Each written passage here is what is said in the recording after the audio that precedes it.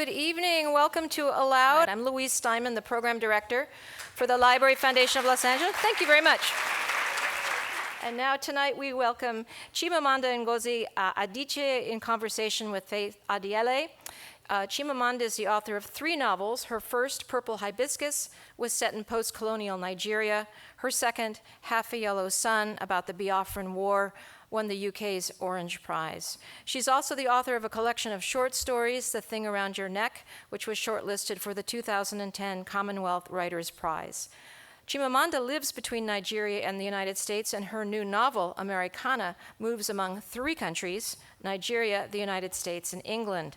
It follows Ifemelu, a young Nigerian woman who moves to the US and finds a certain kind of fame writing candidly about race and nationality on an anonymous blog she names Race Teenth, or Various Observations About American Blacks, those formerly known as Negroes by a non-American black, in which the author dissects everything from white guys with dreadlocks to the president's popularity with women from African and Caribbean nations.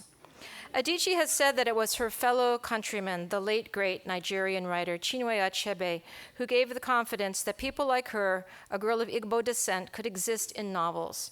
In fact, Adichie, the 5th of 6 children, grew up in a house that Achebe once lived in, which is quite an amazing story. Tonight, Chimamanda is joined by Faith Adiele, with whom she also has overlapping history, which I'm sure we'll hear about tonight.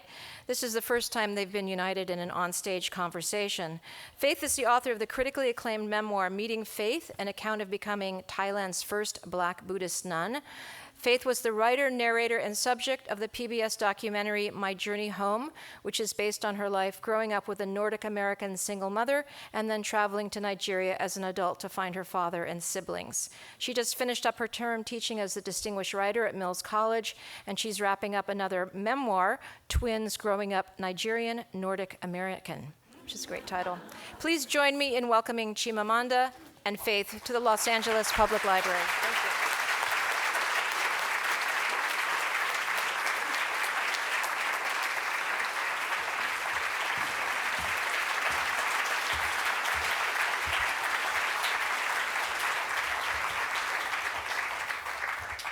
Good evening. Thank you all so much for coming. It's very lovely to be here. And it's particularly lovely to share a stage with my friend Faith. I'm going to read a short excerpt from Americanah before Faith and I have a conversation and before we have a conversation with you. So I'm hoping that we can talk about the weather and about my hair. Not about the book, that's no point. No. So I'll read from the beginning of Americanah. Princeton in the summer smelled of nothing.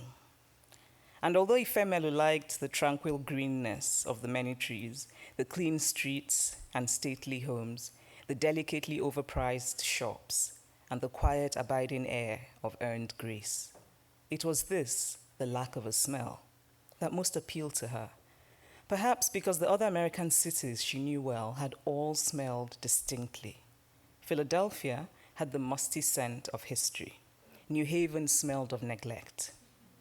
Baltimore smelled of brine, and Brooklyn of sun-warmed garbage. But Princeton had no smell. She liked taking deep breaths here. She liked watching the locals who drove with pointed courtesy and parked their latest model cars outside the organic grocery store on Nassau Street, or outside the sushi restaurants, or outside the ice cream shop that had 50 different flavors, including red pepper, or outside the post office where effusive staff bounded out to greet them at the entrance. She liked the campus, grave with knowledge, the Gothic buildings with their vine-laced walls, and the way everything transformed in the half-light of night into a ghostly scene. She liked most of all that in this place of affluent ease, she could pretend to be someone else, someone specially admitted into a hallowed American club, someone adorned with certainty. But she did not like that she had to go to Trenton to braid her hair. It was unreasonable to expect a braiding salon in Princeton. The few black locals she had seen were so light-skinned and lank-haired, she could not imagine them wearing braids. And yet, as she waited at Princeton Junction Station for the train, on an afternoon ablaze with heat, she wondered why there was no place where she could braid her hair. The chocolate bar in her handbag had melted. A few other people were waiting on the platform, all of them white and lean, in short, flimsy clothes. The man standing closest to her was eating an ice cream cone. She had always found it a little irresponsible, the eating of ice cream cones by grown-up American men. Especially the eating of ice cream cones by grown-up American men in public. He turned to her and said, "About time," when the train finally creaked in, with the familiarity that strangers adopt with each other after sharing in the disappointment of a public service. She smiled at him. The graying hair on the back of his head was swept forward, a comical arrangement to disguise his bald spot. He had to be an academic, but not in the humanities, or he would be more self-conscious. A firm science like chemistry, maybe. Before, she would have said, "I know," that peculiar American expression that professed agreement rather than knowledge. And then she would have started a conversation with him to see if he would say something she could use in her blog. People were flattered to be asked about themselves. And if she said nothing after this book, it made them say more. If they asked what she did, she would say vaguely, "I write a lifestyle blog." Because saying, "I write an anonymous blog called Raceteenth, or Various Observations about American Blacks, those formerly known as Negroes, by a non-American Black," would make them uncomfortable. She had said it, though, a few times. Once to a dreadlocked white man who sat next to her on the train, his hair like old twine ropes that ended in a blonde fuzz. His tattered shirt worn with enough piety to convince her that he was a social warrior and might make a good guest blogger. Race is totally overhyped these days. Black people need to get over themselves. It's all about class now, the haves and the have-nots, he told her evenly, and she used it as the opening sentence of a blog post titled, "Not all dreadlocked white American guys are down." Then there was the man from Ohio who was squeezed next to her on a flight, a middle manager, she was sure, from his boxy suit and his contrast color. He wanted to know what she meant by lifestyle blog, and she told him, expecting him to become reserved or to end the conversation by saying something defensively bland like, "The only race that matters is the human race." But, he said, "Ever write about adoption? Nobody wants black babies in this country, and I don't mean biracial, I mean black. Even the black families don't want them." He told her that he and his wife had adopted a black child, and their neighbors looked at them as though they had chosen to become martyrs for a dubious cause. Her blog post about him, titled, "Badly Dressed White Middle Managers from Ohio Are Not Always What You Think," had received the highest number of comments for that month. She still wondered if he had read it. She hoped so. Often she would sit in cafes or airports or train stations, watching strangers, imagining their lives, and wondering which of them were likely to have read her blog. Thank you.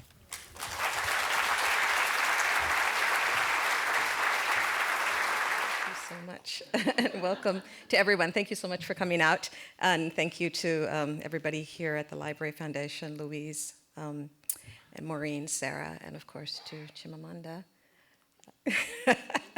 You'll see I have my long Nigerian-style questions, which are in fact little speeches about me at the end, which I'll say, "Now what do you think?" That's a bit worrying. We don't want her to do the Nigerian-style questions because they take all night. I know, but I was afraid I'd forget because there's so many things about this book that I'm really excited about. But one of the things that occurred to me when we were reading, I think the last time I saw you was 2 years ago in Lagos, and you said you were going to try to write something funny. And I think actually it was this train scene. And we were like, can she do it? Exactly. But it's just so interesting because you said, the first book, Purple Hibiscus, grew out of homesickness for Nigeria when you were in the US. And then, of course, you said you cried for most of the time while you were writing Half of a Yellow Sun. because it's about the Nigerian Biafran War, which is kind of the central traumatic event of our parents' generation. But you've said you were laughing the entire time that you were writing Americanah, which must be kind of lovely. And what I love was about mostly, yes. yes, I mean, it's not that it wasn't necessarily an easy book to write, just that parts of it were just fun. Right. Right. And in some ways, it was a new experience for me because I'm not used to laughing while I write. So it was nice to have that. Yes, exactly. Well, and I think the humor really helps with this satire where pretty much everybody gets it. And I love how everybody gets it. And when I was reading this book, it was really a revelation for me because so many things that I had observed and thought, like, am I the only one who's noticing this? Like, isn't this a little strange? I can't say anything because I'm kind of an outsider, insider. So it was so lovely to be given permission to say, like, these Nigerian expats are crazy. This stuff is nuts. So thank you for that. But I was wondering about the whole idea of satire because there's a long tradition of it in the West, and oftentimes social criticism had to be hidden as satire even. But I was wondering if you called upon any kind of Nigerian storytelling forms for that, the kind of mockery and wordplay that happens in Nigerian life. And I was thinking, I've read a lot about women's war and how they did this practice of like sitting on a man, and I was just wondering if that influenced kind of your approach. Not consciously, no. I don't know, but I think all my work is influenced by something, right? But I don't know that. I don't know what the conscious influences are, and I'm not even sure I want to know. Mm-hmm. So when I set out to write this book, all I just thought was I want to write the kind of book that I want to read. And of course, we both know that there's a strong tradition of that in some ways that mockery is an art form in Nigeria. Yes. And so, and it's something that I do fairly well in my life. Be careful. So I'm sure that it's found its way into this book. I mean, I often say that sometimes I get angry at how in Nigeria people just make fun of everything. People find humor in just the most absurd things. Right. And sometimes I wish we would laugh less. Right? Because then I wonder if all the laughter is the reason we're not fixing our problems. Right, there's that. But I'm sure that the Nigerians in the house? I'm sure. Niger peeps! But I'm sure that tradition of sort of Nigerian poking fun at things must have come into this book. But I didn't consciously set out to sort of, emulate or be influenced by any particular forms. No. Mm-hmm. Not that I know. Maybe shouldn't we tell them the story of how we know each other? Certainly. I think we have a couple of versions, so you can tell yours.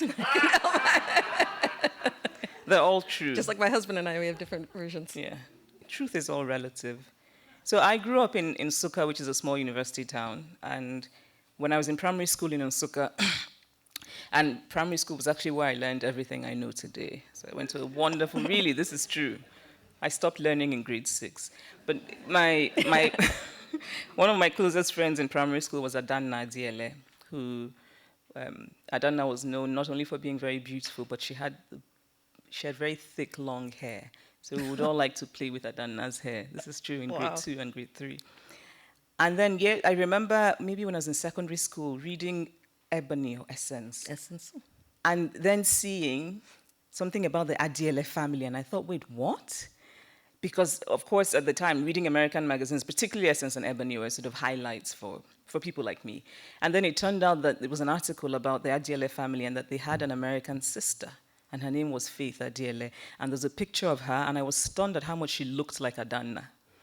And so it turns out that this was Adanna's sister. And I didn't get to meet, but of course I knew about Faith because I'd read that article, but I didn't get to meet her until many years later. And so it was kind of, when I finally met her, I said, I've known your story. Oh, and then I read her book years later, before I met her.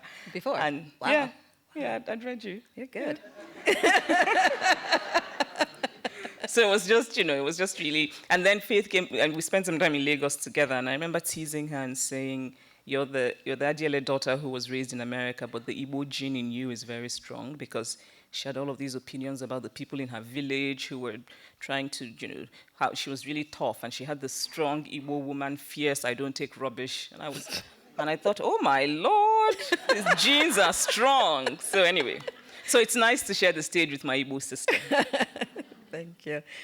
That's so funny because I'm always terrified when I'm in Nigeria. Really? Remember when you were telling me that story? Well, anyway. It's interesting.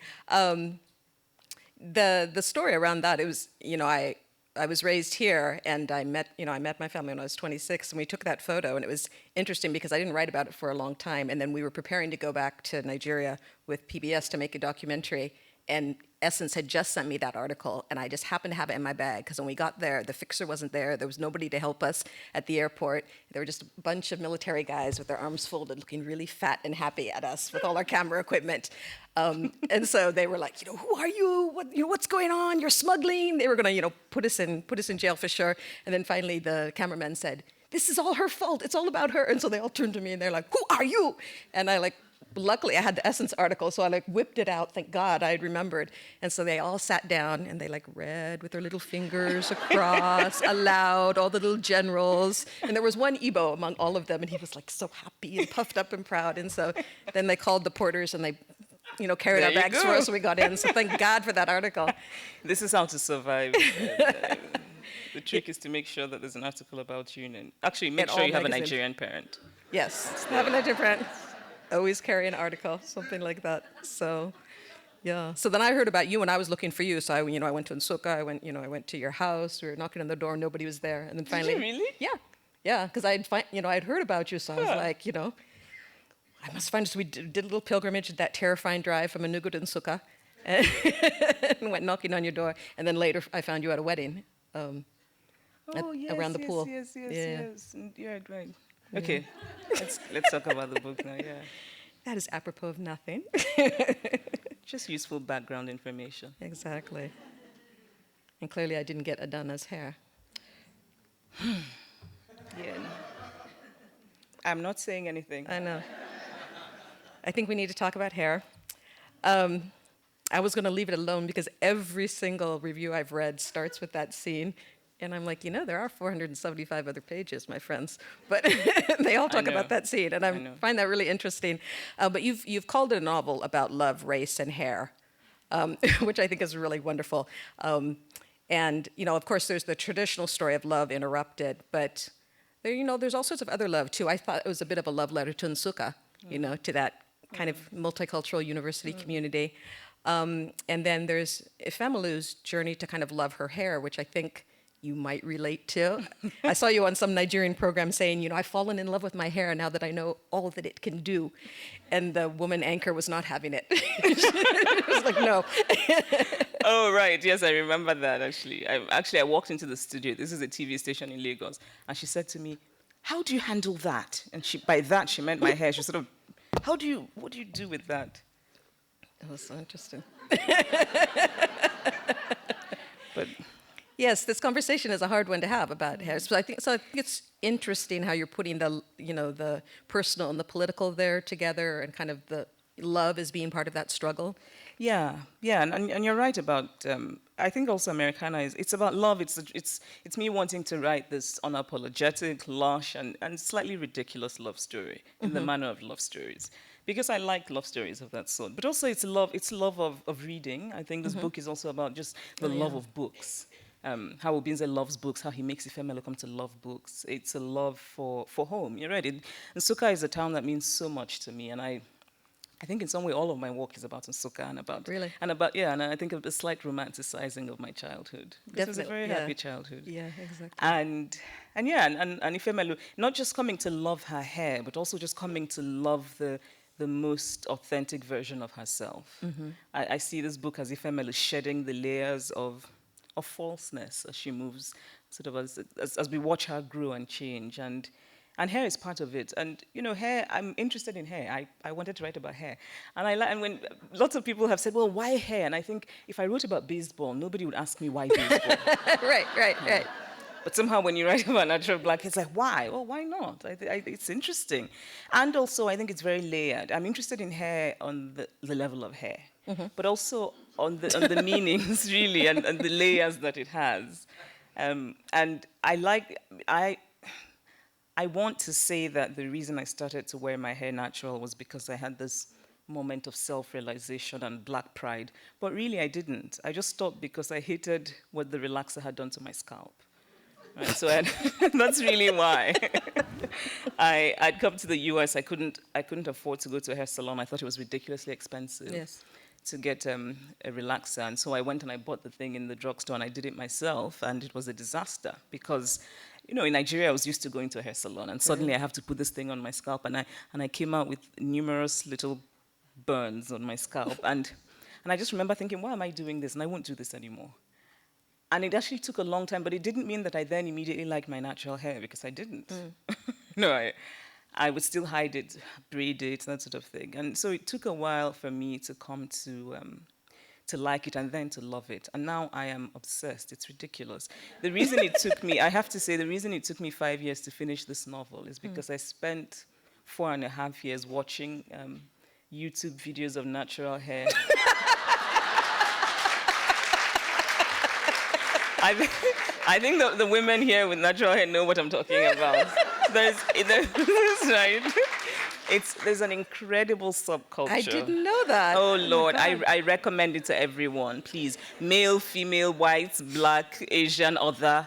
Please go and watch this. Just Google natural black hair on YouTube, and you see these women who, it's really an incredible subculture. And for me, there was something almost anthropological about watching these things. So I was collecting material. So it's these women who, it's a journey. Because I think many of us, many black women grew up thinking their hair is a problem to be solved. Right. It's something one has to do something about, and not even really knowing how to care for it in its natural form. And so I think that this subculture represents a kind of a growing awareness and acceptance of who we are. So you have these women who, they put the computer camera and like, hey, this is this is so you have to this. It's true, isn't it? This is Takia coming at you from Atlanta. And then they're like, and then they raise the thing. They're like, this is the shea butter that I used. And then they turn around and they show you the hair, and this thing goes on, and I just keep watching. It's terrible. That's why the novel took so long to write. I like to pretend that I was researching and revising, but that's not true. I was just watching YouTube. Oh my goodness. That's so much better than the internet cat videos I've been watching for the last 5 years. Oh my God. That's fantastic. I want to talk a little bit about another town that you wanted to write about other than Nsukka was also Lagos. Yeah. And you said you wanted to write about contemporary Lagos now, and how it's changed in the last 15 years. So, the perfect device of having someone who's returned from having been gone for such a long time. And, the title Americanah refers to someone who's, been outside and has come back with kind of all these affectations. You forget how to speak your mother tongue and all this sort of rubbish. And when I was reading it, it was really reminding me of my father's return, because he had been gone for 13 years. Went back in 1965, but he was part of that first generation that was being primed, for independence, and they were so optimistic. And I remember his letters just raving about like the fantastic rate at which Nigeria was changing. He said that what took the U.S. and Britain 100 years to accomplish, we're doing in 5. They believed all this stuff. So I was, kind of wondering what are the parallels? What are you seeing happening in Lagos right now that kind of speaks to what the next Renaissance or the next stage for Nigeria is? Look, I think Lagos is a city that it takes 2 steps forward and 1 step back, and that's the Lagos's trajectory. I think that's the form it takes. It's a city that I love, but it's also a city that I realize. Look, in Americanah, there's a scene in which I make fun, but in a good way, loving fun. With love. Of the returnee class. Yes. And I should say that actually Americanah is also, there's a lot of Americanah that's about self-mockery, because I'm really poking fun of my various tribes. So the returnee group in Nigeria, the people who left and went to the US or to the UK to get educated and then moved back, that's in some ways my tribe, because I'm comfortable in that circle. As I am in the US, I also make fun of the sort of slightly precious academic, American, which is also my American tribe, because Right. many of my friends, many of my American friends, often academic types who care about organic pomegranate juice. Yes. And, and that is my tribe, that's my Yeah. circle, but I poke fun at it because I think that while I too care about organic pomegranate juice, I think that it's important to realize there's a vast world out there that doesn't care about that sort of thing. and that it's important to sort of know that and to make fun of that. So I think that the idea of Lagos being taken on its own terms is something that I'm not sure that the returnee class often does. So people come back to Lagos and they complain about how Lagos is not like New York. But then Lagos is never going to be like New York, right? So, and I think that Lagos there's so much, I think progress has been made since the military fell. I mean, since we got the democracy of sorts, there's, our economic liberalization, there's a growing middle class. Lagos has immense ambition. Sometimes I think maybe a bit too much ambition, but people talk about cable cars. I'm like, okay, let's all calm down and get electricity first before we start talking about cable cars. But even just that, there's this sense of can-do-ness of, now we're building Atlantic City and all of that. And I suppose all of that is good. So I guess that's one way to measure progress. Mm-hmm. Maybe another way would be, I don't know. But yeah, Lagos. You do know. I'll stop there. Okay. That's interesting. Yeah, I loved just the opportunity to spend time in Lagos with all those different subcultures. And one of the things that I've always enjoyed about your work is how you don't make concessions to a Western audience. You just throw us in, in the midst of Nigerian idiom and slang and Igbo phrases and, references to politicians and penal code and pop culture and, all that stuff that usually ethnic writers are told not to include, either in their writing workshops or by their agents or their publishers, but that makes, the life so vibrant. And I think it's just a matter of kind of teaching one's audience how to read it, I think. Yeah, and I also think, I have friends in Nigeria, for example, who say to me, how do Americans understand this? Mm-hmm. Because they think it's so Nigerian, especially the Nigerian bits. And the agents and editors who will sometimes tell you, oh, take that out, because Americans... I don't think we give readers enough... We should have more confidence in our readers. Mm-hmm. I certainly do. Because, when I was growing up, I read these books about Russia. And sometimes I didn't know what the heck some of the things were. But it didn't get in the way of my understanding and falling in love with characters and following the story. And I don't think I would have wanted a sanitized version of Russia. I wanted to, and it's such a shame. And I try very hard when I teach my writing workshops to tell my students, don't do that. Don't start off thinking your audience needs you to give them a watered down version of your world. They don't. Mm-hmm. And I think it's also that thing where for those of us, right, who are sort of on the periphery of things, we just need to have a greater confidence and stop being apologetic about realities. And I think that readers will get it. I think so. Yeah, I think so. Yeah. And that's one of the wonderful things of literature is that opportunity to travel and go someplace else.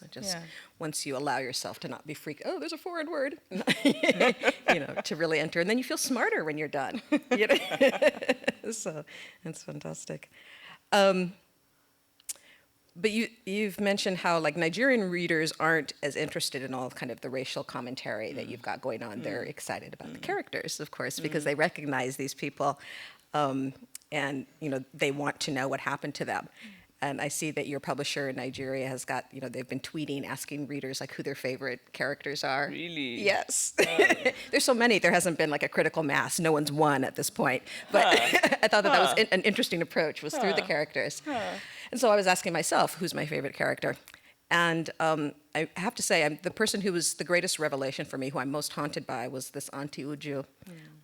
And I think it's because her kind of tragedy is her limits of imagination. And it seemed to me that there are many characters who are like that. There's a Femulu's mother who's kind of, disappeared into religion, which we could call a Nigerian pathology, perhaps. There's some Nigerians here thinking, what, pathology, what, wait, what? That's code for everything's fine. There's the white woman that she works for, And then I was thinking, I've seen this motif, I think maybe in Purple Hibiscus and half of a Yellow Sun too as well, that there are these women who have these limitations, and sometimes they're external, they're societal or class-based, but a lot of times they're internal. And I think we could even say that hair decisions could be read that way, as a lack of imagination and a kind of an acceptance of, society's standards of beauty. And I was just wondering how what are some of the inspirations for your women characters, and how do you learn to understand someone who has these limitations? I think we all do. All I have to do is look inward at my own many limitations. But I think that's actually a very interesting reading, that it's really in the end a failure of imagination. But again, even the ability of imagination to stretch itself is conditioned by your reality. I mean, I think it takes the rare person to be able to transcend all of what society tells you is normal and good. And it takes extra strength. It's hard. And I think Anti-Uju, and you're actually, yes, because in some ways Anti-Uju is similar to, Anti-Uju is a woman, I'm interested in women like her. I'm interested in women who make choices that from looking from outside, we think, well, why would she? So she's intelligent, she's a doctor. Why does she choose to be with this man who's married, who she knows can never give her more than he is giving her? Right. And I don't know. I don't know the answers. This is also the other thing about the human impulse isn't always logical. Right. It just isn't. And I'm very interested in that, in the way we make choices, and it's not as though, in the way that pop psychology today is, we're all supposed to know why. So, you do something and they tell you, oh, that's because your mother didn't give you that hug when you were 10. But it's actually not necessarily that. Sometimes it's just that we're human, and to be human is a messy thing. And very messy. Yeah, and I, in particular women, because I'm very interested in women's lives, and also in how the options we give and don't give women shape the way they start to look at themselves. I'm struck, for example, by how when I'm in Nigeria and I talk about feminism, the greatest pushback I get is from women. Really? Yeah, it's from educated women, very well educated, mostly affluent women. Wow. And I'm very interested in that because, I don't have the answers, but yeah, so many women, and also just the women in my own life that I grew up, with a mother who didn't do that. You're a girl, go to the kitchen. You're a boy, go and play. So we all did the same things, and I think that was very important for me, for me growing up and my formation and all of that. But then I also had aunts but even my own mother, who in many ways is the strong, independent woman who, big woman in the university and make decisions. But then I remember also that sometimes she would say things like, a woman needs to know when to step aside and let the man be the head, that sort of thing, where I would think, or I remember we had a relative who wanted to leave her husband because she was very unhappy. Her husband was abusive and all of that. And I was just struck by my mother saying to her, just stay there. Stay there. You're married already. What will you just stay? But that's not, it's the norm. And I'm sure you know this, right? Yes, it's that idea that a woman's worth is measured by whether or not she's married. Yes. It's not about, does he beat you? Well, maybe you should try and make him not beat you anymore, right? Do you feel unfulfilled? Well, just manage because you have a husband, and many people don't. And that kind of thinking for women who, in many ways, have other choices, but they're limited by that thinking. So it's not so much that the logistics of leaving is impossible. It's here. And I'm very interested in that. So, and I think a lot of my work is about that. And Anti-Uju is that kind of woman. Yeah. And even she comes to the US and she suddenly decides, okay, I want to have another child, and so I'm just going to go with... Yes. We don't want to give anything away for people who haven't. You'll want to know. Yeah, her reversal is so heartbreaking, and just the precariousness of her situation. I mean, I was very fascinated by that class of women. I think you say women who have no recognizable source of wealth or something like that, and I've always been kind of fascinated, slightly horrified by this whole class of women, particularly the young girls. But then to see how precarious her situation was, and a situation like that happened recently to an in-law of mine too, where they came and kicked her out of the house, and I was just like, it really hit home. And, you know, it's real risk-taking to live that life. Yeah. But also in many ways that it's a choice she makes. I mean, we can argue about, you know, how much of a choice does she really have. But in some ways, it's still a choice. It's still a choice. And it's something I find very interesting. I used to, the first time I went to Nigeria, the way I read it, and I'm not sure if I read it correctly, but it just seemed to me that women had both the burden that came with traditional society of having to marry and having to bear a son and having to, you know, cook soup for your husband and stuff like that. But then they were also supposed to get PhDs and fabulous jobs too. So I was like, that is true. That is true. But that is very true. But they're supposed to. Women are encouraged to be ambitious and to go to school. But there's a limit to that. So you're supposed to be ambitious, but don't be too ambitious. And you're supposed to go get a job. Right. And earn a living, but make sure you do not earn anything close to what your husband earns. Okay. And in addition to that, of course, you really have to know that your first job is to produce children and to raise them. And it's a very interesting thing because we're quite selective in when we choose to use culture to silence women. Right. Because, you know, so we want to send them off, and, you know, men now say, I want to marry a medical doctor. That's sort of the classic thing in Nigeria, right? We know why.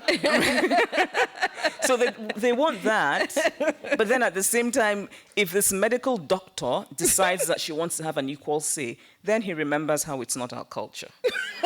So it's actually very interesting. But then, of course, nobody wonders whether, is it our culture for her to then be a medical doctor? I mean, shouldn't she, I don't know. Farm. That's really interesting. That's wonderful. Okay, I think we do have to talk a little bit about race. Do we have to talk about it in whispers? Yes. Because we're in America. No, I was really interested in the device of the blog. I thought that was just a really kind of fun way to do it. And I was also wondering how much insurance it was, because it was like, I didn't write it, if Emily wrote it. You know these characters, how they get unruly and do what they want to do.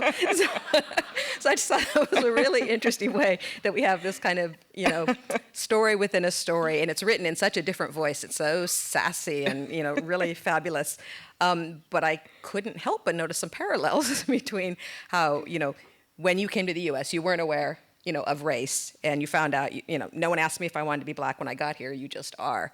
And, you know, and so that you have, you know, this idea of having to learn race and having to learn what it means to, and the politics of identification and how to read racism and when to get upset and how to, you know, all that sort of thing. You know, you learn to become obsessed with it because you have to be. Yeah. And I had a very similar experience. You know, I grew up with, you know, the white half of my family, and I was the only black mixed girl in my town. And so when I went to college in Boston, which is a very, very segregated town, all of a sudden I had to know how to be black. And I would always imagine myself as kind of this Afro-Viking, as my friend Heidi Duro calls it, in exile in Eastern Washington, just waiting for my people to come pick me up. The Afro-Viking, that should be a title of a novel. The ship never arrived. You know, so then you get to these places where they have all these expectations, and you know, and then they're disappointed that your beautiful surname turns out not to be Italian or French as they'd imagined, and that you're just a little black girl. So, yeah, so I was just wondering about the development of this device of the secondary narrative, the blog, to do the slide commentary. I'm very amused at what you said about it, about how you wondered whether it might be insurance. I hadn't thought about that. But I mean, I think, and it's also interesting to me that many people have read this to be my opinion, which I find very interesting, because I wonder whether it's not so much what I've said as what I'm talking about. So if I had written this book and all of these opinions were about baseball, I wonder if people would say, this is what Adichie thinks about baseball. Right. I think it would be more, this is what the character says. But I think because race is such a thing, race is so layered and contested and complicated that it's very easy to attribute them to me. If Emily is not me, she really isn't. She's a lot more interesting than I am. And really she is. And I admire her, actually. I like that she's prickly and fun. Many of the things that she writes about I agree with, but not all. Right. But it's also that I wanted to, mean, I don't know that it's so much insurance as it is. It's difficult to write. I thought this was the best way to do it. I wanted to be able to write about something that I take quite seriously, which is race in America, but also that I find funny. I mean, I think there's a lot that's so absurd. Right. Not just about the way race has been constructed in America, but also the way people deal with it. I mean, even the way that you said, "No, we have to talk about race," right? And the way that that for example, there's a section in the book that was actually from my life, which is I had just come to the US, I'd been here maybe a month, and went out to a store with a friend of mine, Ada, who actually used to live in Nsukka as well, but who'd been in the US for a while. And this young woman had helped her in the store, and when she was checking out, the cashier said, "Did somebody help you?" And there were two young women who were helping. One was white, one was black. Every other thing was the same. They both had long black hair. They were both dressed in black. And so she said to Ada, "Who helped you?" And Ada says, "Oh, I don't remember her name." And she says, "Was it the one with the long hair?" And Ada said, both of them had long hair. She's like, "Was it the one wearing the pants?" Ada goes, "Both of them were wearing pants." And I remember standing there thinking, surely we know. I mean, there's something very obviously different between the two. Why? But for me, it was a learning moment, really. You know, one of those moments when you realize, so this is how race works in America. We're all supposed to pretend, right? So I'm colorblind. I'm just thinking, it's so absurd. And, you know, it's... But really, I think there's a lot of, and because, I mean, in some ways, and I also don't want to be flippant, because I understand that this country has a terrible, terrible history and present, really, that's just horrible about race. And so I understand in some ways that kind of discomfort comes from that, but I don't know that it necessarily helps. But I don't know that pretending makes something somehow, you know, I don't know that pretending that these two people are not different then means that they're not. Right.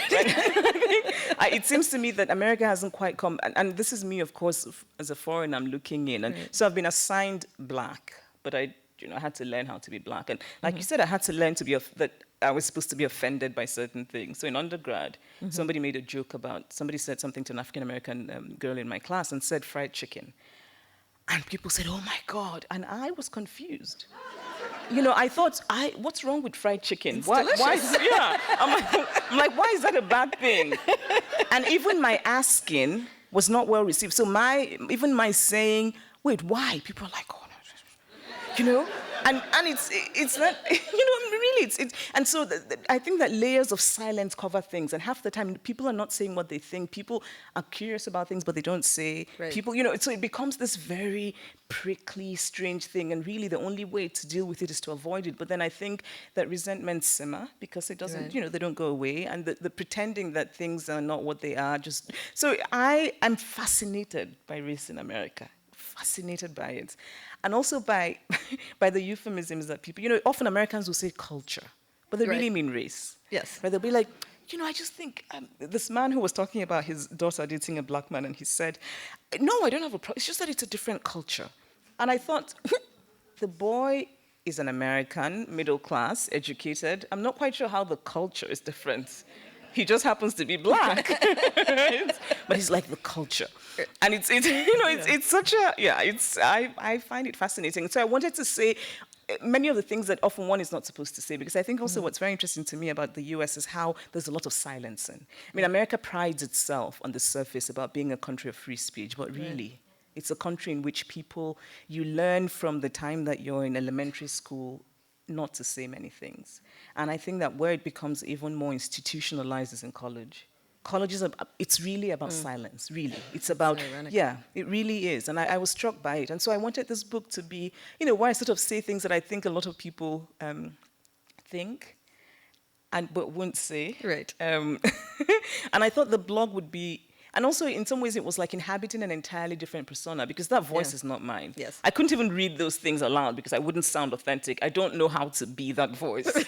But it was fun to write because I was stepping outside of myself and just sort of, you know, also I wanted to make fun of the way that some immigrants, black immigrants from the Caribbean and from Africa come to the US and say, "Oh, I'm not black." Right. Rex, I'm like, "You are black, darling." Yeah. Because if you, I mean, really, you know, and also I think that there's, and I'm also very interested in that, you know, that So on the one hand, many immigrants who are black, who come to the US, if I were a dictator in the US, actually I'd like to be a dictator in this country. That would be a good job. Better than being a dictator in Nigeria where you could get shot. It'd You be know what better I would here. do if I were a dictator? I'll get all the women in the US to have afros. So for white women, would have to find something to make their hair stand. I think it'd be fantastic. But another thing I would do is I would force every black immigrant to take a course in African American history. Yes, I think I would it's too. really, because many of us come here and we don't know. We don't know. And there isn't something automatic about blackness. Just because you look like this doesn't mean that you understand America's race thing. Right. And so many of these immigrants come and very easily absorb all the horrible stereotypes about African Americans. And so there's just this horrible misunderstanding where people have just really stupid ideas. And then on the other hand, I feel that African Americans often expect immigrants who are black to know what it means to be black in America. Right. And often they don't. And so I was also really interested in that. And I think in some ways when immigrants say, oh, I'm not black, it's not just a way of sort of separating themselves from something they know isn't good, because really, we know that to be black in America is not exactly fun. Right? Right. So these immigrants are like, no, I'm not black, I'm from Jamaica. No, don't call me black, right? And I'm very interested in that. So, there's a blog post about me making fun of that. Yeah. I understand where it comes from, but I wish it just wasn't there. I mean, I wish that I just wish there was better, cohesion, understanding, whatever. Yeah. But yeah, so I became black in America. Thank you, America. I'm still learning. I'm still learning to be offended about certain things because sometimes I have to be honest and say that it becomes almost. So for example, people in this country get hung up on things like, oh, there was a noose in an office. But nobody's talking about the real serious structural problems.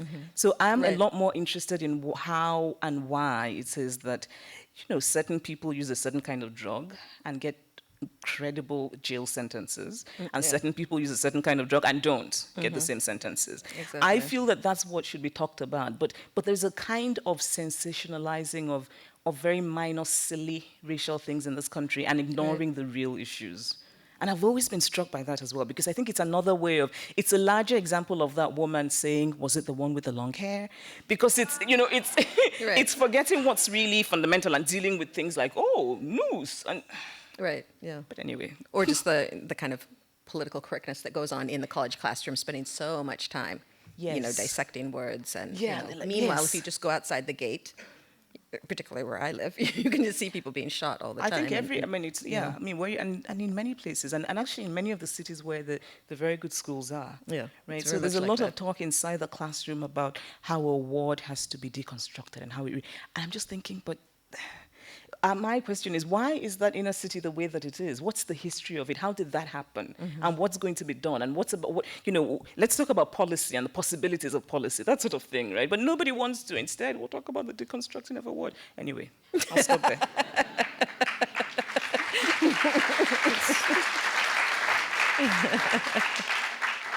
You definitely have to read the blog entries. They're one of my favorite things. They're so lovely, and I really appreciate that, because that was one of the things that was hardest for me about going to Nigeria was the kind of questions people would ask about Black Americans, and I realized that, our father's generation, I think they knew because they were right there on the heels of the civil rights movement, so they knew Americans had died so they could be here. But now there's this huge, chasm, and a lot of it's from the white press, and then also, I've had friends tell me that they encourage you, like when you come here, they'll encourage you to think that you're special and you're different. You'll get a lot of reward if you don't identify as well. Yeah. And so people get, seduced by that. Yeah. I think. I mean, I know that there's a certain privilege in being a Black person, but who's a foreigner. Right. So I've had many people say things to me like, and the reason I deeply resent being told things of this sort is because I feel that I'm being made complicit in something I don't want to be a part of. So when they say things to me like, you're different, you don't have issues, you're not angry.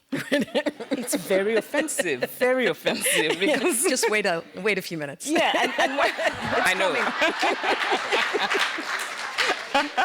In some way, somebody in the UK said to me, "Oh, this is an angry book, isn't it?" And I said to her, "Darling, I can do angry, but I haven't done it here."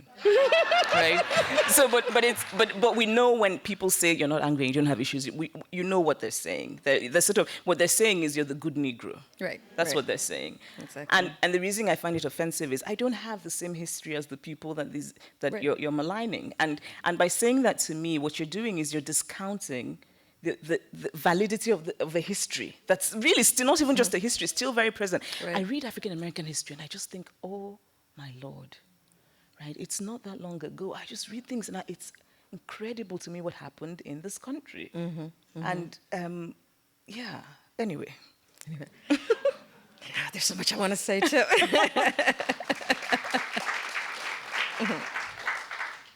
And there is this, I wanted to have this whole conversation about Black travel writing, which we don't have time for, but I love that there's a character in the book who's writing a book called Traveling While Black, and and does make this statement about how Native Blacks are always treated worse than non-Native Blacks everywhere in the world, which kind of has a Jamaica Kincaidish ring to it.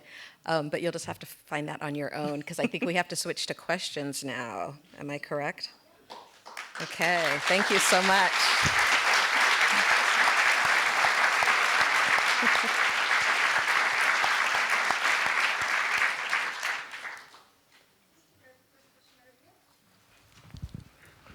My question is, when writing, how often did your characters dictate what you wrote, and how often was it very much different than what you had planned to write?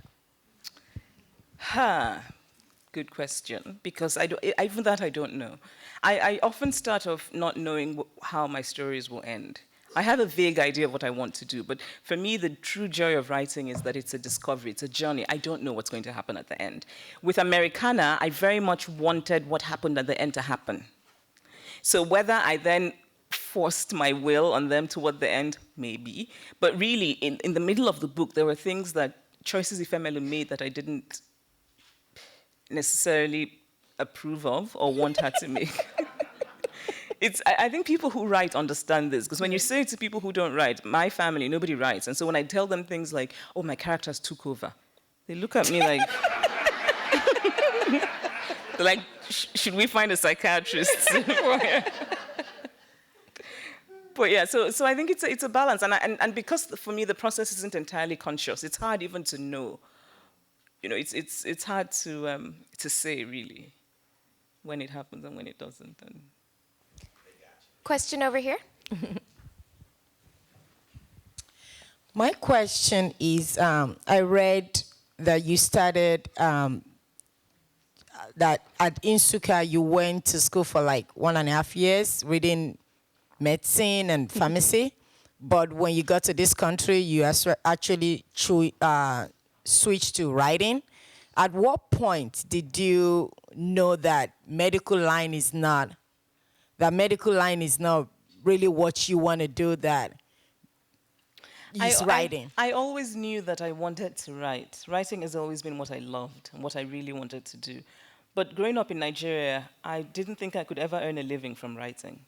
So my plan, and also, of course, I'm sure that you know, when you do well in school in Nigeria, they tell you, oh, you have to be a doctor. So I sort of just went along with it, because that's what happens. You do well in school, you go into medicine. And my plan was that I would become a psychiatrist, and then I would use my patient stories to write my books. That really was my plan, because I thought this was the best thing I could do. This was how to make the best of both situations. But after about a year of medicine, I just realized you have to care. And I think it's a very noble profession, but you really deeply have to be invested in it. It's not just about doing well in school. You have to care, and I didn't. And so I left. No, but really. Also, I was worried about being, the possibility of my being responsible for inadvertent deaths of innocent people. But so one of the reasons I wanted to leave and come to the US was that I just wanted to leave the study of not just medicine, but science. Because my whole secondary school science, it was all science, and I was in the science track, and there was just no way I could leave and do something else. So really, coming to the US was my way of fleeing the study of science. I wanted to study history and literature, and I wanted to, and philosophy and political science. Those were the things I really cared about. But when I was in secondary school, that's what you did if you weren't bright. Which I think is one of the failings of our education system. Yeah. Hi, my question is, I have a perception that there's been a change where African women are wearing their hair straight or wearing hair that didn't come out of their heads.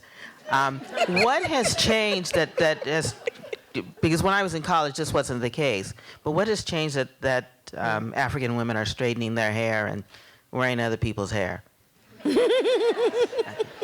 And Well, one quick question, where did you get those green shoes from? I'm sorry? I'm sorry. Never. Where did you get those shoes? More to the point. We can talk afterwards. But by the way, women who wear, if they pay for it, it's really kind of their hair. But no, but I think, but that's interesting actually, because I don't know what's happened. I think it's not just about straightening the hair. It's also that really now we don't much care for our own hair, whether natural or straightened. Now there's lots of sort of long weaves that trail all the way down. I don't know, maybe it's Beyonce. Maybe it's the Beyonce-ification of Africa. I really don't know. Honestly, I really don't know. But it's something that has. I remember when I was in secondary school, I couldn't wait to do the relax and straighten my hair. But 2 years after secondary school, it was buying Chinese weave to do the Chinese weave. That was the thing that I really longed for. And it's very much the norm now that. It's the norm. You just go, I'm going to go do my hair often means I'm going to go put in a weave. And which also often means that caring for our own hair and even just getting a conditioner or a steam or something just doesn't happen anymore. Many of the hairdressers in Lagos know how to take care of weaves, but they don't know how to take care of hair. Wow. Yeah. It's actually it's slightly changing. There's a small but growing movement of natural hair, which, not surprisingly, I am a big part of. We have a question over here. Yay. Yes, thank you for being with us tonight. I had a question about the differences between neo-colonial Nigeria and America. And I imagine there are also the layers, there's also the heartbreaks, there's also at the cultural intersections kind of cultural blindness that's practiced. And I'm just curious what your perspective is on the biggest differences between Nigerian society around those points compared to American. So this is kind of the question of, well, you can't just talk about our pathology. What about your pathology? Right. So I shall now talk about Nigerian pathology. I think the one major difference really is that when I talk about not thinking about myself, that one of the reasons I'm fascinated by the permutations of race in America is that I never thought of myself as black in Nigeria. I didn't need to. Race wasn't a way of identifying. Ethnicity was. So I was very much aware that I was an Igbo girl. But I think one of the major difference between that, and both, prejudices based on both are really messed up. But the difference, I think, is that the immediacy of race, and by race I mean skin color. My younger brother is very light-skinned. We have the same parents, but he came out very light-skinned. And I think if we lived in South Africa, he would be considered a different race. I think they would call him colored, yeah. which in itself is ridiculous. And I think what it says, for me, what it shows is how absurd race is.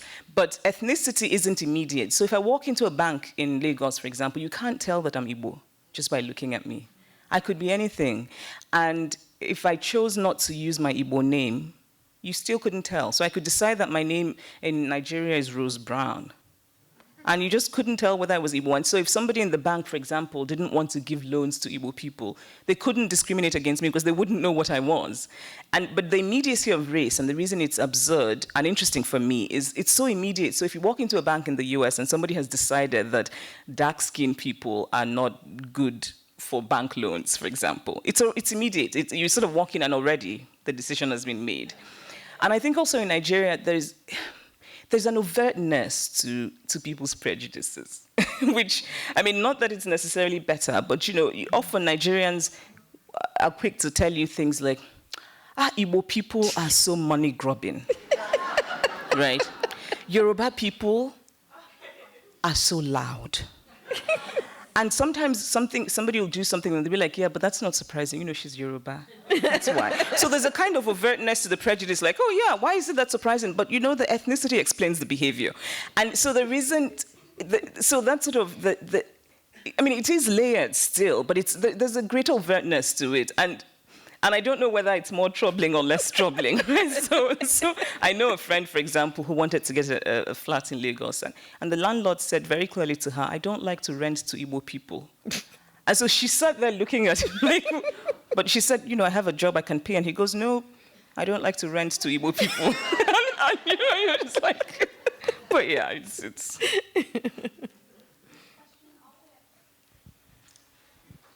Hello. Hello.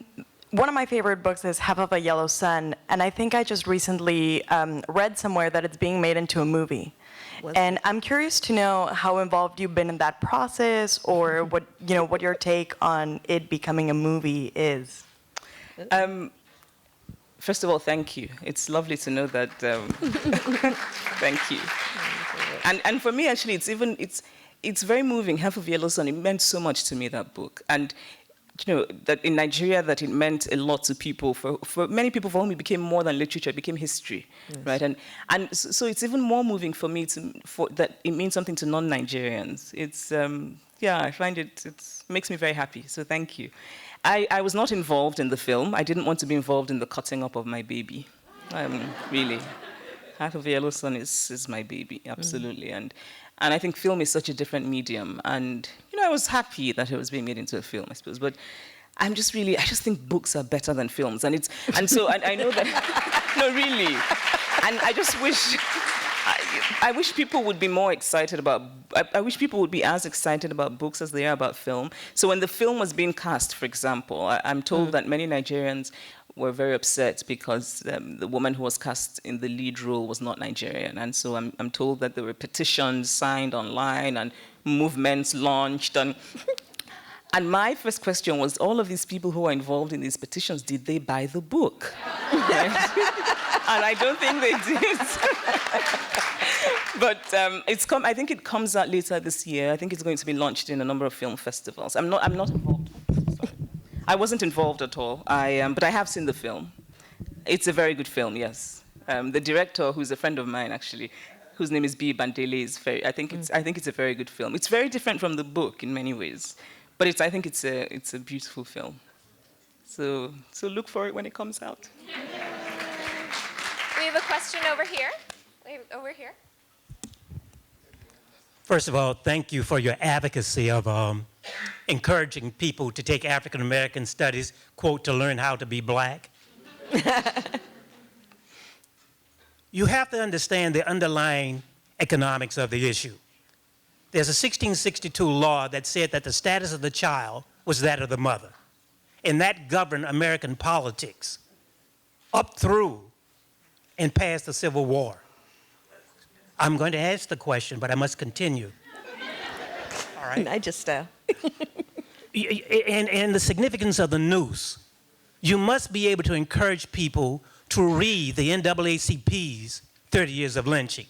And then you would understand what that noose meant, particularly to black men.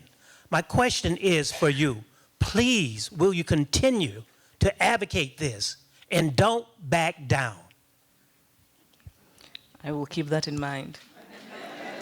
But I do have to say that it's not to diminish the significance of the news. It's just to say that I felt that the way it was talked about, it became less about really serious underlying issues and just more about a kind of very vapid outrage that it seemed to me just didn't, it became about, oh, look, there's a noose under my chair, rather than, and half the time I thought, do people even understand why it's supposed to be a thing of outrage? So it's not to say that I don't understand, because I have read quite a bit about the history of lynchings and all. So it's not to say that I'm diminishing the significance of it, but it's just to say that I think in a larger sense, the conversations people have about race in this country often focuses on the surface and on a kind of very empty, histrionic, just outrage. Hi, how are you?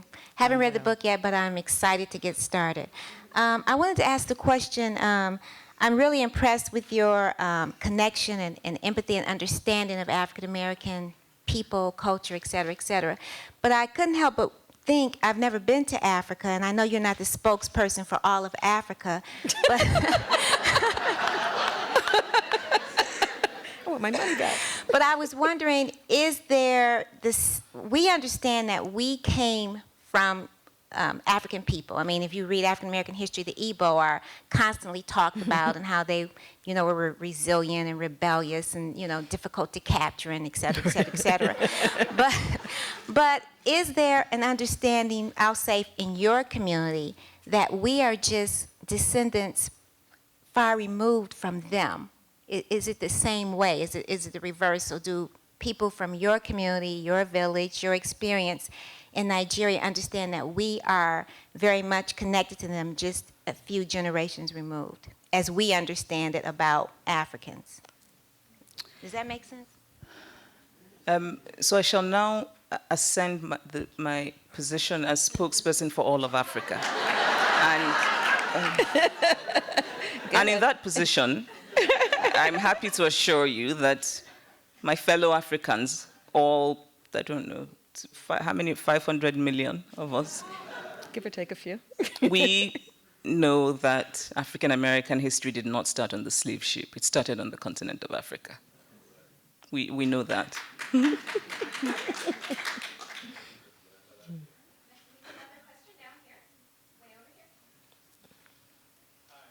You've been placed in a tradition, along with writers like Uzodinma Iweala, maybe Jhumpa Lahiri, as Anglophone writers who represent not just North America or the UK, but let's say, in your case, Nigeria, India, or what have you.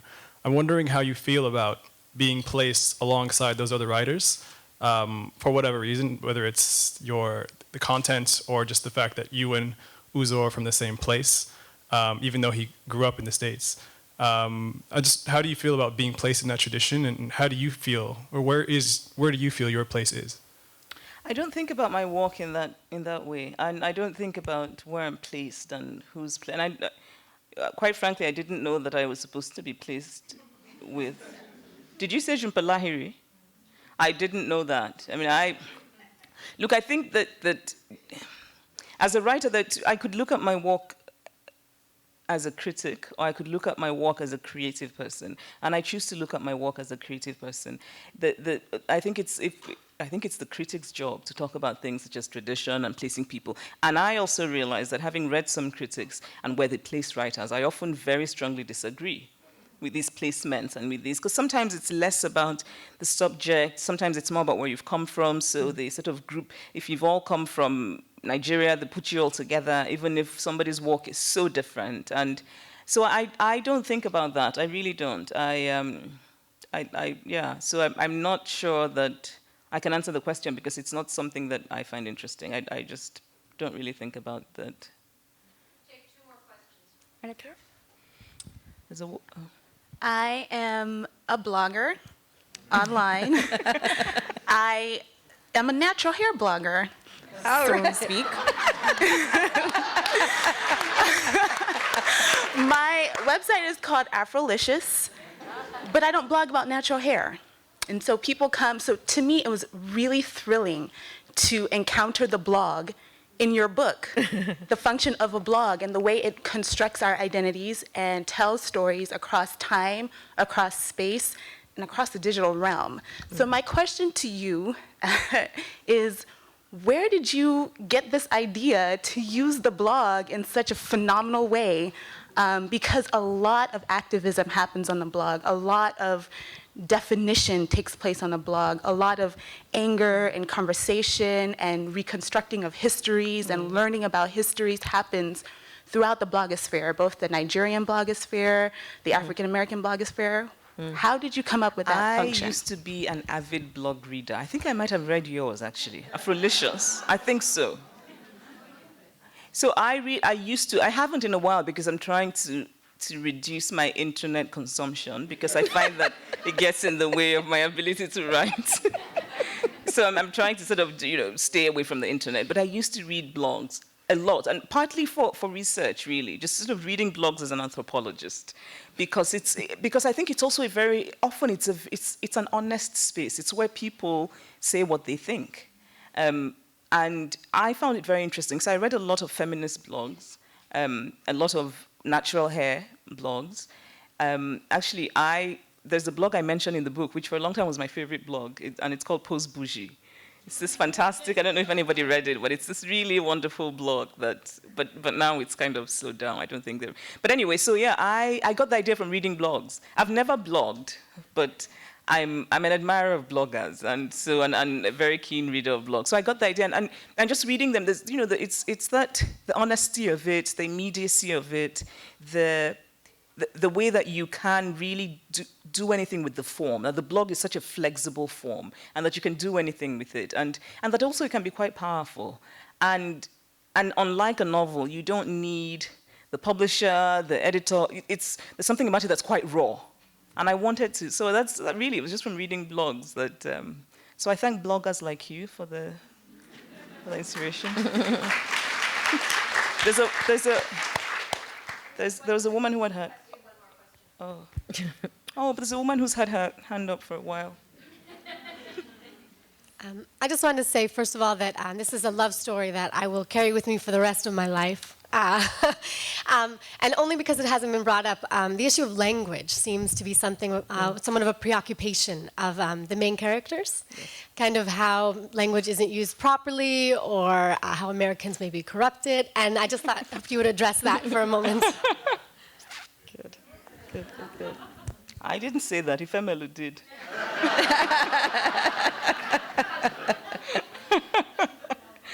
And by the way, thank you. I love that because there's a kind of my desire to, because I think deep down I'm quite a hopeless romantic, but I like to hide it.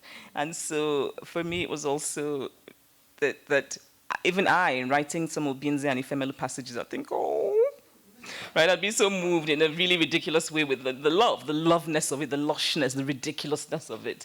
I wanted that kind of love that's just, the love that, it's first love, and it's the love that makes you fully who you are, and all of that nonsense.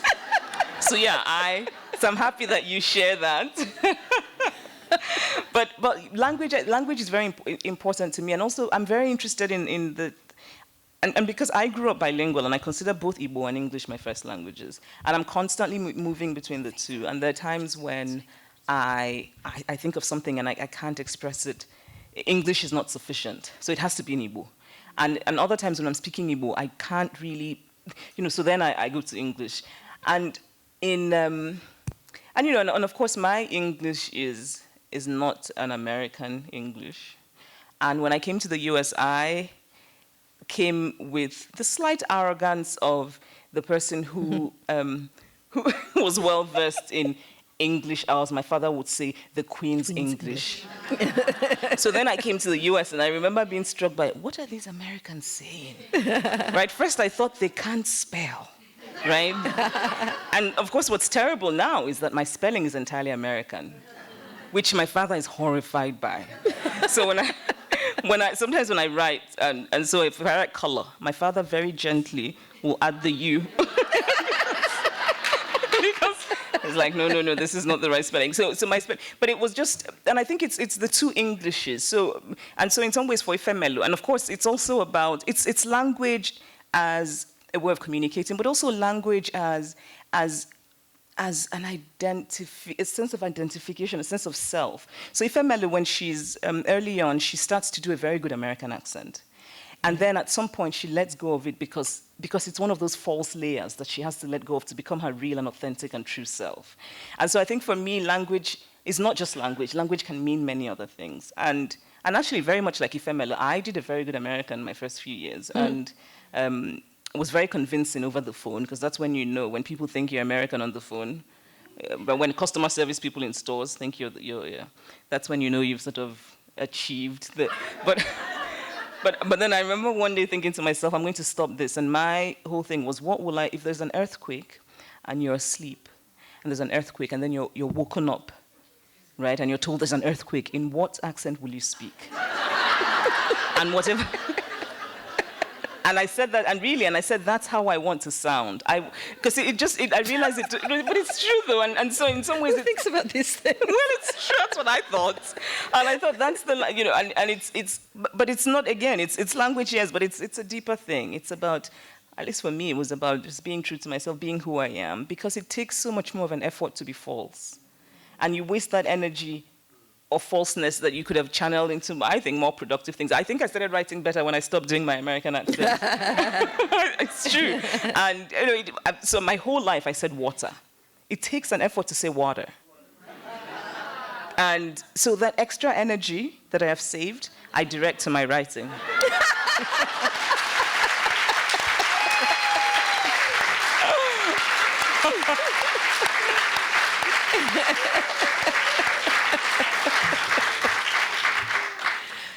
That's a lovely note to end on. I want to thank each and every one of you for coming, for your engagement, your openness, and most of all, your laughter. And please join me in thanking Chimamanda Adichie. Thank you. Thank you.